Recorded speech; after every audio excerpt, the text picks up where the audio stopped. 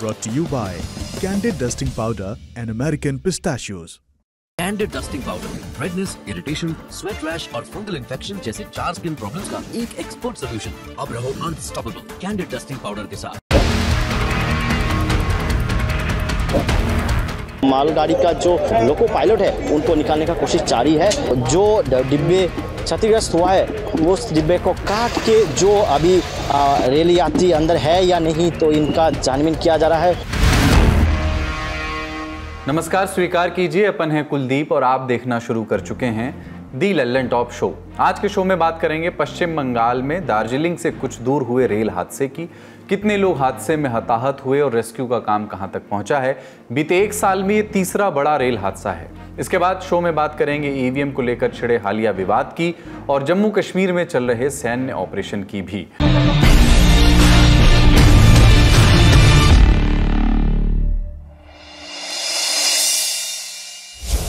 पश्चिम बंगाल में सिलीगुड़ी के पास 17 जून को बड़ा रेल हादसा हुआ।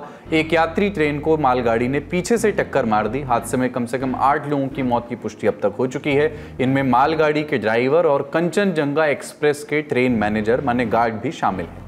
30 से ज्यादा लोग घायल हैं। कंचनजंगा एक्सप्रेस अगरतला से पश्चिम बंगाल के सियालदह जा रही थी। सिलीगुड़ी के रंगापानी स्टेशन के पास रोई धासा में रेड सिग्नल की वजह से रुकी हुई थी। तभी पीछे से एक मालगाड़ी भी आकर ट्रेन से भिड़ गई। टक्कर इतनी भीषण थी कि कंचनजंगा एक्सप्रेस का एक डब्बा मालगाड़ी के इंजन पर चढ़कर हवा में झूलने लगा। कुछ डिब्बे मलबे में बदल गए, इन्हीं में जाने गईं। मालगाड़ी पर लदे कंटेनर भी जहां तहां बिखर गए। हादसे के बारे में रेलवे बोर्ड की सीईओ जया वर्मा सिन्हा और दार्जिलिंग के एडिशनल एसपी अभिषेक रॉय ने जानकारी दी। ये आज सुबह ये हादसा हुआ है। कंचनजंगा ट्रेन जो कि अगरतला से सियालदह जा रही थी उसका एक्सीडेंट हुआ है। रियर एंड से एक गुड्स ट्रेन ने पीछे से सिग्नल को डिसरिगार्ड करके आके उसको हिट किया है। उसकी वजह से जो सबसे पीछे का गार्ड का डिब्बा था वो बुरी तरह से क्षतिग्रस्त हो गया है और आगे 2 पार्सल वैन लगे हुए थे जिनकी वजह से ज़्यादा क्षति और पैसेंजर्स को नहीं हुई और उसके आगे जो जनरल कंपार्टमेंट थे वो भी थोड़े से क्षतिग्रस्त हुए हैं। तो इसमें जो रेस्क्यू ऑपरेशंस हैं, सबसे पहले हमारी प्रायोरिटी यही थी कि रेस्क्यू हो जाएं लोग। तो रेस्क्यू ऑपरेशंस कंप्लीट हो गए हैं। वो जो पैसेंजर्स हैं हम लोग उन लोग को बाहर निकाल के एक यहाँ पे एक मदरसा में कैंप भी सेटअप किया है, वहाँ पे लेके जा रहे हैं और वहाँ से फिर आगे बास लेके एनजीपी तक लेके जा रहे हैं। कैसे हुआ था सर? इंसिडेंट कैसे हुआ था? इंसिडेंट पीछे से मालगाड़ी आके ये कंचनजंगा जो एक्सप्रेस है, मालदा कंचनजंगा एक्सप्रेस है, इसको पीछे से कॉलिशन हो गया। ठीक है। हादसे के बाद रेस्क्यू के लिए एनडीआरएफ और एसडीआरएफ को बुलाया गया। इसके साथ ही रेलवे और पश्चिम बंगाल सरकार के अधिकारी भी पहुंचे। रेल मंत्री अश्विनी वैष्णव भी हादसे वाली जगह पर पहुंचे। हादसे के बारे में रेल मंत्री ने क्या कहा वो भी सुनिए। ये पॉलिटिक्स का समय नहीं है, अभी सारा फोकस होना चाहिए रेस्क्यू और रेस्टोरेशन पे। पैसेंजर सेफ्टी के लिए बहुत बड़ा फोकस है, कंप्लीट फोकस है, जैसा आप स्वयं जानते भी हैं। मैं इसके बारे में बाद में डिटेल में चर्चा करूंगा। अभी मैं जरा पहले रेस्क्यू और रेस्टोरेशन ऑपरेशन का पूरा जायजा ले लूं और उसके बाद में पेशेंट से मिलने आ जाए, उसके बाद में ही कुछ पता चल पाएगा। उससे पहले कुछ भी कहना गलत होगा। प्रधानमंत्री कार्यालय यानी पीएमओ की ओर से मृतकों के परिजनों को 2-2 लाख रुपए, घायलों को 50-50 हजार रुपए दिए जाने की घोषणा की गई है। प्रधानमंत्री नरेंद्र मोदी ने हादसे पर दुख जताते हुए सोशल मीडिया पर लिखा कि पश्चिम बंगाल की रेल दुर्घटना दुखद है। अपने प्रियजनों को खो चुके लोगों के प्रति संवेदनाएं हैं। मैं घायलों के जल्द ठीक होने की कामना करता हूं। मैंने अधिकारियों से बात की है और स्थिति का जायजा लिया है। पीड़ितों की मदद के लिए बचाव कार्य शुरू कर दिया गया है। पश्चिम बंगाल की मुख्यमंत्री ममता बनर्जी ने भी इस हादसे पर प्रतिक्रिया दी। उन्होंने लिखा कि रेल दुर्घटना के बारे में जानकर स्तब्ध हूं। बचाव और चिकित्सा सहायता के लिए डीएम, एसपी, डॉक्टर, एम्बुलेंस और आपदा दल घटनास्थल पर पहुंच गए हैं। इसके साथ ही ममता बनर्जी ने कुछ गंभीर आरोप भी लगाए। कहा कि केंद्र सरकार रेलवे स्टाफ, इंजीनियर आदि की कोई चिंता नहीं करती। Totally, I am totally with the railway employees and railway officials. They are trying their best, but this government is careful only to take so many measures about the election. Rail मंत्री अश्विनी वैष्णव ने भी मृतकों को 10-10 लाख रुपए, गंभीर रूप से घायलों को 2.5-2.5 लाख रुपए और मामूली रूप से घायल यात्रियों को 50-50 हजार रुपए सहायता राशि देने की घोषणा की है। हादसे के बाद यात्रियों की मदद के लिए सियालदह स्टेशन पर एक विशेष हेल्पलाइन बूथ बनाया गया है। हेल्पलाइन नंबर इस समय आपको स्क्रीन पर दिख रहे हैं। घटना के बारे में जानकारी या सहायता चाहने वाले यात्री इस नंबर पर संपर्क कर सकते हैं। नैहाटी स्टेशन पर भी एक हेल्प डेस्क बनाई गई है। नैहाटी के भी हेल्पलाइन नंबर इस समय आपको स्क्रीन पर दिख रहे हैं। हादसे के बाद 19 ट्रेनें कैंसिल कर दी गई हैं जो इस हादसे वाले रूट या इसके आसपास से होकर के गुजरने वाली थी। ये तो हुई हादसे से जुड़ी प्राथमिक जानकारी और इस पर आई त्वरित प्रतिक्रियाएं। रोज 2 करोड़ से ज्यादा लोग भारतीय रेल से यात्रा करते हैं। ये आंकड़ा न जाने कितने छोटे छोटे देशों की आबादी से ज्यादा है। ऑस्ट्रेलिया जैसे देश की आबादी से थोड़ा ही कम है। जब इतनी बड़ी संख्या में लोग रेलवे से यात्रा करते हैं तो वो एक तरह से भारतीय रेल पर भरोसा करते हैं। भरोसा कि ये ट्रेनें हमें सुरक्षित रूप से गंतव्य पर पहुंचाएंगी। भरोसा कि जो व्यक्ति परिवार सहित ट्रेन में आज रात सो रहा है वो कल सुबह मंजिल पर उतरेगा।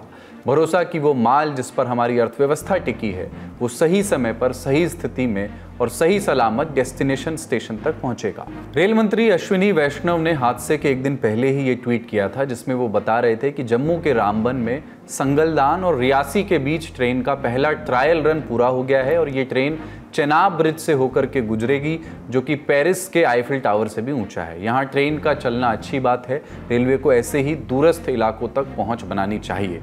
लेकिन क्या हम इसे एक तथ्य के आधार पर यह कह सकते हैं कि रेलवे सेक्टर तो ट्रांसफॉर्म हो गया है?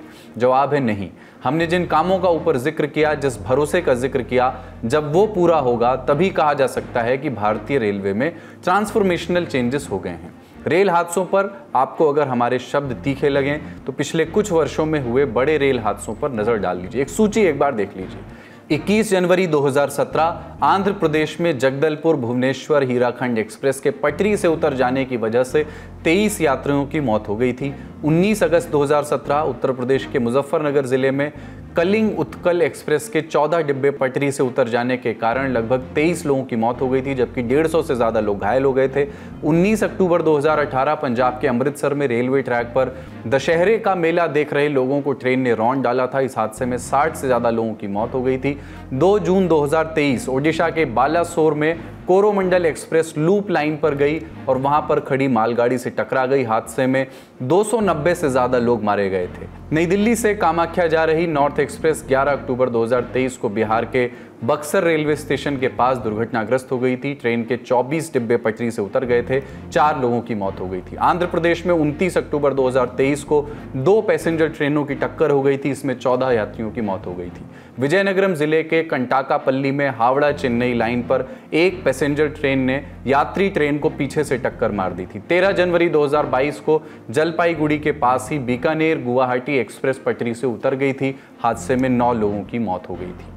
ऐसी ही बातों को आधार बनाकर राहुल गांधी ने ट्वीट किया कि विगत 10 वर्षों में रेल दुर्घटनाओं में हुई वृद्धि सीधा सीधा मोदी सरकार के कुप्रबंधन और उपेक्षा का नतीजा है जिसमें आए दिन यात्रियों के जान माल का नुकसान होता है।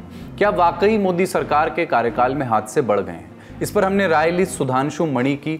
आप integral coach factory ICF Chennai के जनरल मैनेजर रहे हैं और ट्रेन 18 जिसे बाद में वंदे भारत कहा गया उसे बनाने वाली टीम के लीडर थे। सुनिए। बड़ा ये क्लैरिफाई करना जरूरी है, दुर्घटना में बढ़ोतरी नहीं हुई है। आपको मैं बताऊं 7-8 साल पहले हर साल 500 से 600 लोग मरते थे रेल दुर्घटना। ये रेल दुर्घटना की बात कर रहे हैं। कोई आपको बोलेगा कि 26,000 लोग मर जाते हैं, वो रन ओवर केसेस है। वो अलग रेल, हाँ रेल है, गाड़ी के सामने कोई आ गया वो दूसरा है, जी गाड़ी के तो भिड़ने से कोई मर गया वो दूसरा है। वो या जिस भी वजह से हो, लेकिन रन ओवर केस हुआ उसमें आप रेलवे का दोष नहीं दे सकते। रेलवे को प्रिवेंट करने के लिए मेजर्स लेने चाहिए, वो अलग बात है। तो 500 से 600 लोग मरते थे। आज की डेट में ये नंबर 50 पे आ गया था। बालासोर ने सारी स्टेटिस्टिक बिगाड़ दी और पिछले साल मुझे लगता है नंबर 350 टाइप पहुंच गया होगा। तो ये कोई जादू नहीं हुआ। एक तो ट्रैक इंप्रूव हुआ और एक सबसे बड़ी चीज हुई, सारे लेवल क्रॉसिंग अनमैन्ड एलिमिनेट हो गए, सारे जीरो कर दिए गए। या तो मैन कर दिए गए या वहां पे अंडर ब्रिज ओवर ब्रिज बन गया। और सबसे 30 से 40% केस लेवल क्रॉसिंग पे होते थे वो बंद हो गए। तो दुर्घटना कम नहीं हुई है, अरे सॉरी बढ़ी नहीं है। लेकिन इसका ये मतलब नहीं है कि कोई मैं डिफेंस दे रहा हूं। वो दुर्घटना तो कम होती जानी चाहिए टेक्नोलॉजी के साथ। और ये जो हो रही है ये नंबर ही ज्यादा है, इसको कम करने को हमें देखना चाहिए। तो ऑपोजिशन का कहना कि बढ़ गई है ये तो गलत है। फिर ऑपोजिशन का ये कहना, मैंने ये भी स्टेटमेंट सुना है कि एसीडी तो 2005 में डेवलप हो गया था, आप नहीं लगा रहे हैं, वो भी गलत बात है। वो एसीडी तो कोई फेल्ड सिस्टम था, वो कोई लगाने लायक सिस्टम बन नहीं पाया था। उसके ऊपर रेलवे इंजीनियर ने एक्सपैंड करके कवच बनाया है जिसमें एसीडी एक बड़ा छोटा सा पार्ट है। तो बिना समझे ये बोलना कि एसीडी तो हमारे टाइम में ही हो गया था, आप लगा नहीं रहे, ये सब बात गलत है। आज जैसा हादसा हमने देखा उसने 2 जून 2023 को हुए बालासोर रेल हादसे की याद दिला दी। 3 ट्रेनें आपस में भिड़ी थी, वो तस्वीर आपको याद होगी। चेन्नई से हावड़ा जा रही 12-841 कोरोमंडल एक्सप्रेस पूरी रफ्तार पर थी क्योंकि लाइन क्लियर का सिग्नल था, लेकिन ट्रैक पर पॉइंट गलत सेट थे। कोरोमंडल पूरी रफ्तार से चलते हुए लूप लाइन में खड़ी मालगाड़ी से टकरा गई। कोरोमंडल के कई डब्बे जो है पटरी से उतर गए। बगल से पूरी रफ्तार से गुजर रही थी यशवंतपुर हावड़ा एक्सप्रेस और उससे वो डब्बे टकरा गए। 3 ट्रेनों का कुछ मलबा बगल में खड़ी एक और मालगाड़ी पर जा गिरा था। हादसे के बाद रेलवे सुरक्षा आयुक्त की जांच रिपोर्ट भी सामने आई थी। रिपोर्ट में मानवीय चूक और कोरोमंडल एक्सप्रेस को गलत सिग्नल दिए जाने की बात कही गई थी। गलत सिग्नल या सिग्नल फॉल्ट, एक ही ट्रैक पर 2 ट्रेन भिड़ने की वजह ज्यादातर यही सिग्नल फॉल्ट या इलेक्ट्रॉनिक इंटरलॉकिंग में कोई गलती होती है। इंटरलॉकिंग ये सुनिश्चित करती है कि 2 ट्रेनों में पर्याप्त अंतर रहे और ट्रेन चाहकर के भी गलत रास्ते पर ना जा पाए। रेलवे ट्रैक में इलेक्ट्रिकल सर्किट इंस्टॉल किए जाते हैं। ये सर्किट कंट्रोल रूम को ये बताते रहते हैं कि फला ट्रेन ट्रैक के किस हिस्से में खड़ी है, अब यहाँ तक कोई दूसरी गाड़ी ना आए। इसे सुनिश्चित 2 तरह से किया जा सकता है। एक तो सिग्नल लाल करके किया जाता है ताकि कोई गाड़ी आए तो लाल रंग देख करके रुक जाए। दूसरा तरीका होता है पॉइंट सेट करके, माने पटरियों पर कांटे बदल करके। स्टेशन के आसपास आपने ऐसे कांटे देखे होंगे, रेलवे की भाषा में इन्हें पॉइंट्स कहा जाता है, पॉइंट कहा जाता है, जहां से गाड़ी ट्रैक बदल सकती है। कई बार टेक्निकल कारणों से या फिर मानवीय गलती की वजह से सिग्नल गलत मिल जाता है या फिर पॉइंट सही सेट नहीं होते। बालासोर हादसे के बाद प्रारंभिक जांच में यही निकला था। स्टेशन मास्टर ने गाड़ी का रूट सीधा सेट किया, इसी के मुताबिक सिग्नल भी मिला, लेकिन गाड़ी लूप लाइन पर चली आई क्योंकि पॉइंट गलत सेट था। ये बात कमिश्नर रेलवे सेफ्टी ने भी कही। वैसे रेलवे इस मामले में आपराधिक मामला मान करके जांच करवा रहा है, जिम्मा है सीबीआई के पास और उसने 3 लोगों को आरोपी भी बनाया है। जलपाईगुड़ी हादसे की प्रारंभिक वजह मानवीय भूल बताई गई है। सुनिए रेलवे बोर्ड की सीईओ जया वर्मा सिन्हा को। हमारा जो ड्राइवर थे जिन्होंने वो सिग्नल को डिसरिगार्ड करके आगे चले गए, उनकी भी जान चली गई है और जो गार्ड थे, जो सबसे पीछे का डिब्बा था कंचनजंगा का, उनकी भी जान गई है। जब भी ट्रेनों की टक्कर का जिक्र आता है तो हमें कवच सिस्टम याद आता है। कवच एक ऑटोमेटिक ट्रेन प्रोटेक्शन सिस्टम है जिसे भारतीय रेलवे के research design and standard organisation यानी RDSO ने डेवलप किया है। इस पर काम 2012 में शुरू हुआ था। तब इस प्रोजेक्ट का नाम था ट्रेन कोलिजन अवॉइडेंस सिस्टम यानी TCAS, ये नाम उसका उस वक्त रखा गया था। ये सिस्टम कई इलेक्ट्रॉनिक डिवाइसेस का एक सेट है जिन्हें ट्रेन और ट्रैक पर 1-1 किलोमीटर की दूरी पर इंस्टॉल किया जाता है। सिग्नल आने से पहले ही लोको पायलट को यह मालूम चल जाता है कि वो ग्रीन है, रेड है या डबल येलो है। जैसे ही कोई लोको पायलट किसी सिग्नल को जंप करता है, कवच एक्टिव हो जाता है। ये लोको पायलट को अलर्ट करता है और ट्रेन के ब्रेक का कंट्रोल हासिल कर लेता है। जैसे ही सिस्टम को पता चलता है कि ट्रैक पर दूसरी ट्रेन आ रही है, वो पहले ट्रेन के मूवमेंट को एक निश्चित दूरी पर रोक देता है। यानी कवच का जो सिस्टम है वो सुनने में काफ़ी कारगर लगता है। अगर ये सिस्टम लागू हो जाए तो एक ही ट्रैक पर ट्रेनों के आने से होने वाले हादसे, ट्रेनों के टकराने से होने वाले हादसे रुक सकते हैं या काफ़ी कम हो सकते हैं। लेकिन दिल्ली हावड़ा रूट पर अभी कवच सिस्टम इंस्टॉल ही नहीं है। देश भर में अभी कवच की क्या स्थिति है, जया वर्मा ने ये बताया। We have to control human error also, जिसके लिए कि कवच is the most important thing जो कि proliferate करना है। ये एक मिशन मोड में बढ़ाया जा रहा है।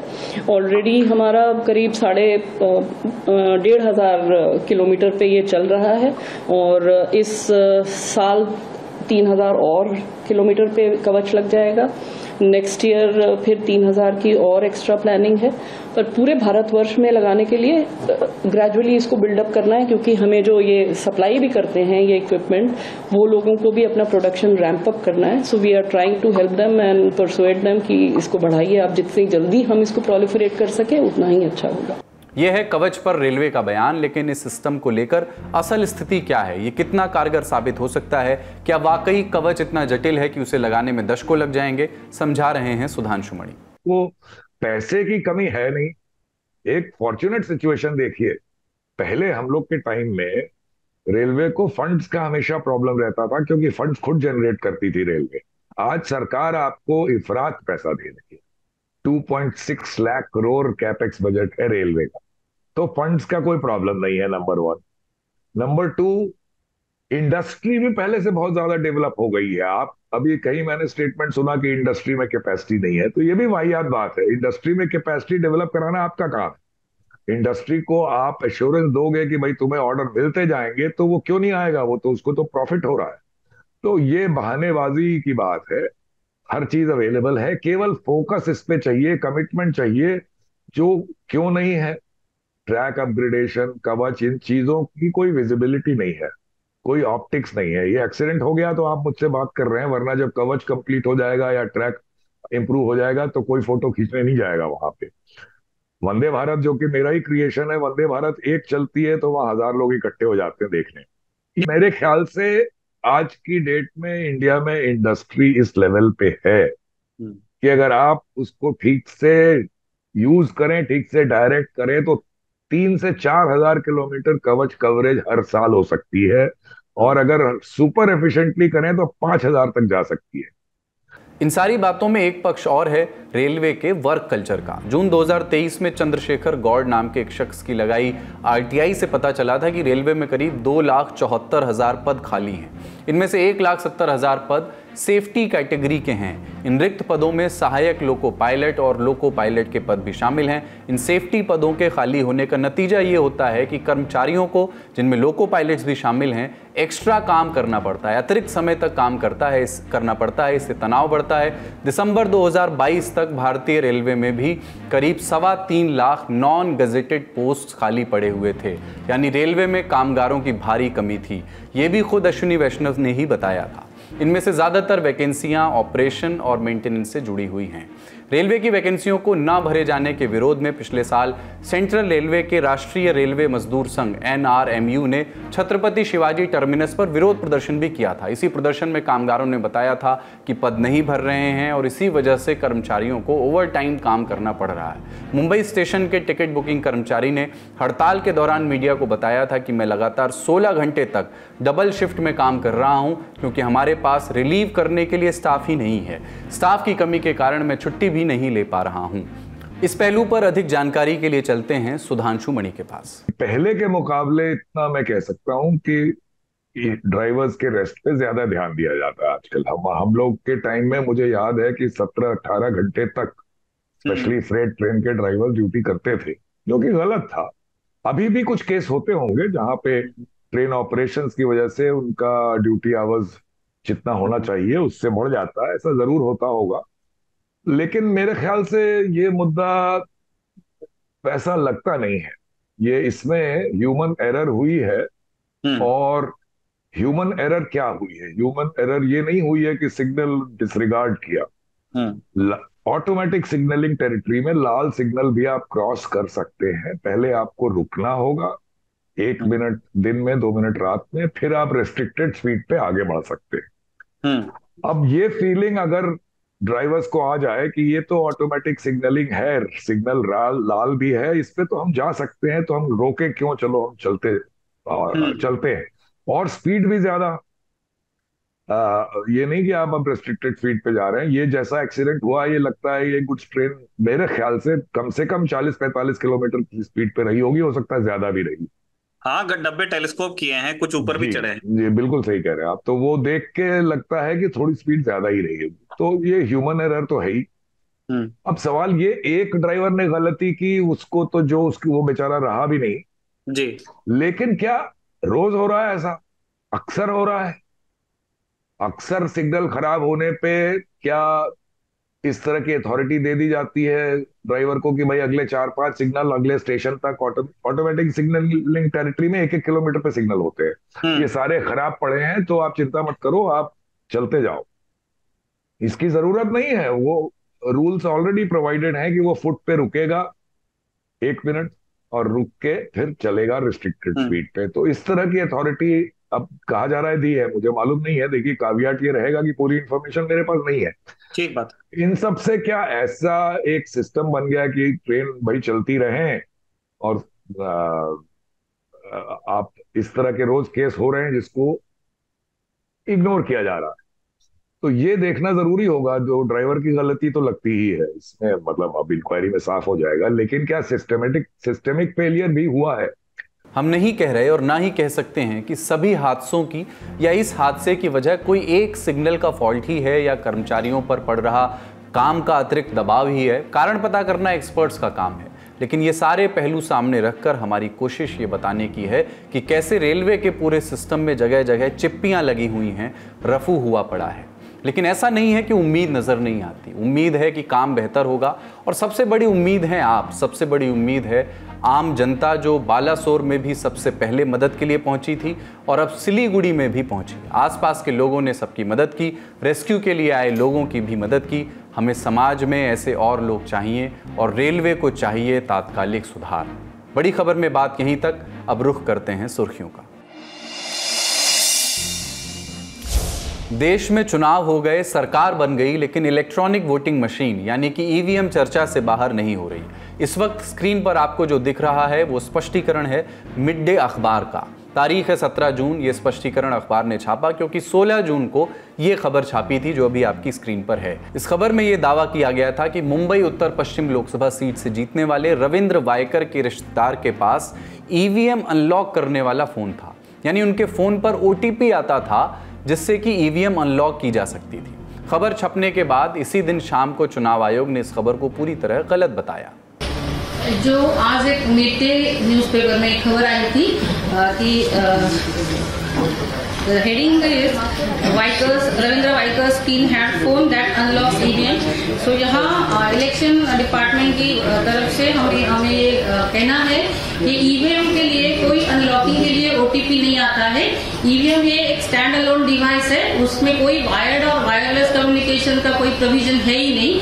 सो जो ये जो न्यूज है वो गलत न्यूज है और किसी भी आधारहीन न्यूज है विदाउट एनी वेरिफिकेशन। इसके बाद 17 जून को अखबार ने अपनी उसी रिपोर्ट के लिए खेद जाहिर किया। लिखा कि वायकर के रिश्तेदार के पास ईवीएम को अनलॉक करने वाला फोन था। पेज 6 जून 16। इस खबर में गलती से ये लिखा गया था कि आरोपी व्यक्ति ने ईवीएम को अनलॉक करने का ओटीपी जनरेट करने के लिए अपने मोबाइल का इस्तेमाल किया। इस गलती के लिए हमें खेद है। मुंबई पुलिस ने भी ईवीएम को अनलॉक करने के लिए मोबाइल पर ओटीपी जनरेट करने की खबरों का खंडन किया है। दरअसल मुंबई की उत्तर पश्चिम सीट पर एकनाथ शिंदे की शिवसेना के रविंद्र वायकर 48 वोटों से चुनाव जीते हैं। उद्धव ठाकरे की पार्टी के उम्मीदवार अमोल कीर्तिकर चुनाव हार गए हैं। ईवीएम को लेकर एक खबर विदेश से भी आई है, एक स्वर विदेश से भी आया है जिसकी चर्चा भारत में भी है। अमेरिका में राष्ट्रपति पद के निर्दलीय उम्मीदवार रॉबर्ट एफ कैनेडी जूनियर ने लिखा कि प्यूर्टो रिको के प्राइमरी इलेक्शन में ईवीएम में गड़बड़ी पाई गई।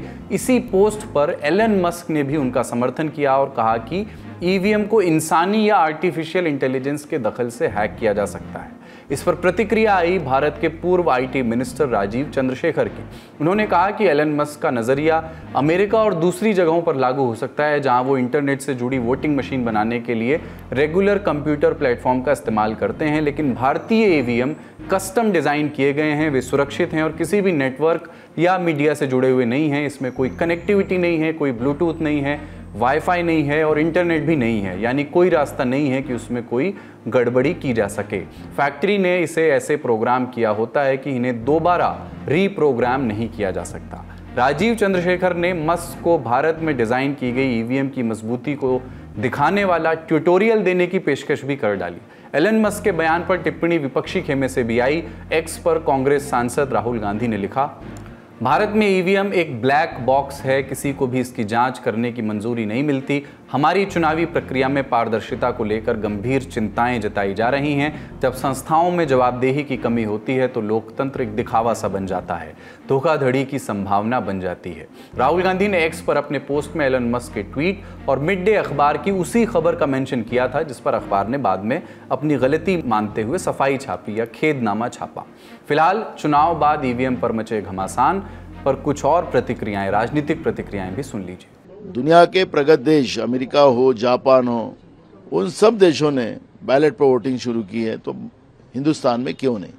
यही सवाल कांग्रेस का है। 5 दिन अगर ये काउंटिंग करने को समय लगता है, इसलिए हम ईवीएम मशीन का ही उपयोग करते हैं, तो भाई 5 साल के सरकार में अगर जनता का वोट के आधार पर सरकार बनती है तो बैलेट से वोट क्यों नहीं किया जाता? यही सवाल हमने लोगों की भावनाओं को नजर रखकर हम लोगों ने किया है। ये इस देश का ऐसा चुनाव का निर्णय है कि देश में ऐसे कितने चुनाव क्षेत्र में इस प्रकार से जो 100 या 1000 के दायरे में हार जीत हुई है, वो सभी क्षेत्र में उस प्रकार से चुनाव के नतीजे अपने कब्जे में लेने की कोशिश हुई है प्रशासन के माध्यम से। ऐसी कम से कम 80 सीटें हैं देश भर में जो संदेह के घेरे में है। माननीय सर्वोच्च न्यायालय में इसको लेकर याचिका भी दाखिल हुई है, और अगर इसका सही ढंग से, ठीक ढंग से अगर काउंटिंग हो जाएगी तो ये सरकार गिर जाएगी। अगर आप राहुल गांधी जी की जीत जो उन्होंने दर्ज की है वायनाड और रायबरेली में देखेंगे तो वाकई में रहस्यमय है, ब्लैक बॉक्स। लेकिन सच तो ये है कि ईवीएम के साथ खिलवाड़ नहीं किया जा सकता। अब आप ईवीएम मशीन्स को अगर देखेंगे तो उसमें एक प्रोग्रामेबल चिप होता है और वो स्टैंड अलोन डिवाइस है, वो किसी और डिवाइस से भी कनेक्टेड नहीं है। और ये 10 साल का बच्चा भी, बल्कि 8 साल का बच्चा भी आज के तौर पर जानता है कि ना तो वाईफाई है, ना तो इंटरनेट है, ना तो ब्लूटूथ उससे कनेक्टेड है, तो कैसे छेड़छाड़ हो सकती है? अगली सुर्खी जम्मू कश्मीर से आई है। आप जानते ही हैं कि 9 जून से 12 जून के बीच जम्मू कश्मीर में 4 आतंकी घटनाएं हुई। आज 17 जून की सुबह भी जम्मू कश्मीर से एक खबर फ्लैश हुई। लोकेशन है बांदीपोरा। खबर आई कि यहां सुरक्षा बलों ने मुठभेड़ में एक आतंकी को मार गिराया।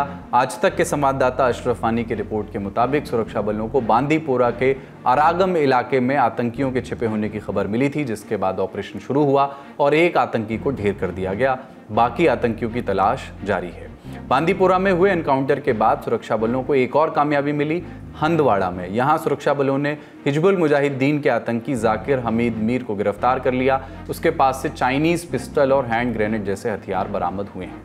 16 जून को गृह मंत्री अमित शाह ने जम्मू कश्मीर की सुरक्षा व्यवस्था को लेकर बैठक की थी। सोमवार को सीडीएस जनरल अनिल चौहान भी जम्मू पहुंचे थे और सुरक्षा स्थिति की समीक्षा की। 9 जून को जम्मू कश्मीर के रियासी में श्रद्धालुओं से भरी बस पर आतंकियों ने फायरिंग की थी, जिसके बाद बस खाई में गिर गई थी और इस घटना में 9 लोगों की मौत हो गई थी। इस हमले की जांच गृह मंत्रालय ने एनआईए को सौंप दी है।